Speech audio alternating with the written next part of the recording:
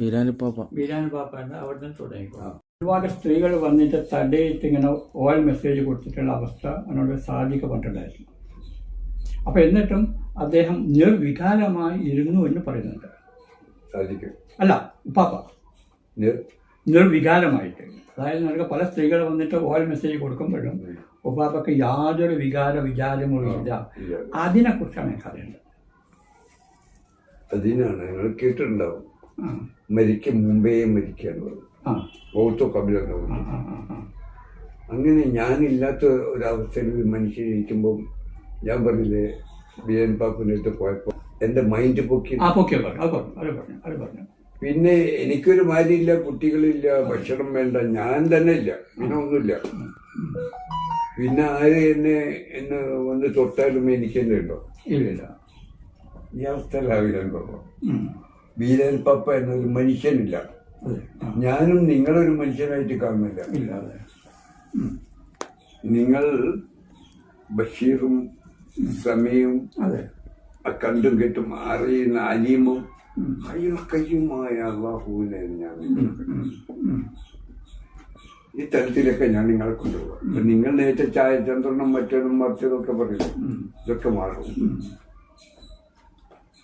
പ്രപഞ്ച യാഥാർത്ഥ്യത്തിലേക്ക് കൊണ്ടുപോകും.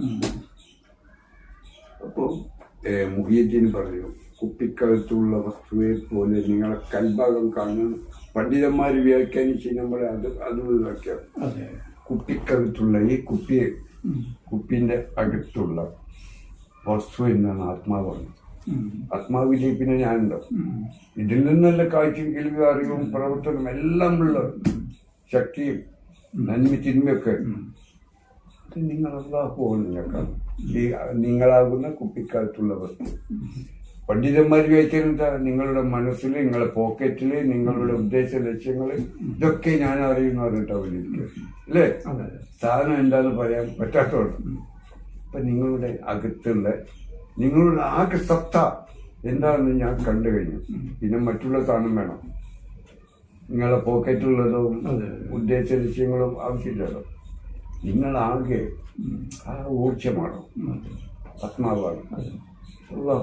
അപ്പൊ ഇവിടെ നമുക്ക് ഉസ്താദിലേക്ക് തന്നെ വരികയാണെങ്കിൽ, ഉപ്പാപ്പനൊക്കെ തന്നെ വരികയാണെങ്കിൽ, അപ്പോ അവിടെ ഉപ്പാപ്പില്ല. അപ്പൊ ഇദ്ദേഹം പിന്നെ നിനക്ക് അവിടെ നിനക്ക് നേരത്തെ പറഞ്ഞു നമ്മള് പ്രകാശം, ആകാശം, അതായത് സൂര്യൻ, ഭൂമി. സൂര്യൻ എന്ന് പറയുന്നത് ആണും പിന്നെ ഭൂമി എന്നത് പെണ്ണും. ഇത് രണ്ടും ഒരുമിച്ച് ലയിച്ചതല്ലേ ഉപ്പാപ്പന്റെ അവസ്ഥ? രണ്ടിൽ ലയിക്കുമ്പോഴാണല്ലോ നിനക്ക് യഥാർത്ഥ പ്രണയം എന്ന് പറയുന്നത്. അവിടെ നിനക്ക് സ്ത്രീയും ആക്റ്റീവല്ല, പുരുഷനും ആക്റ്റീവല്ല.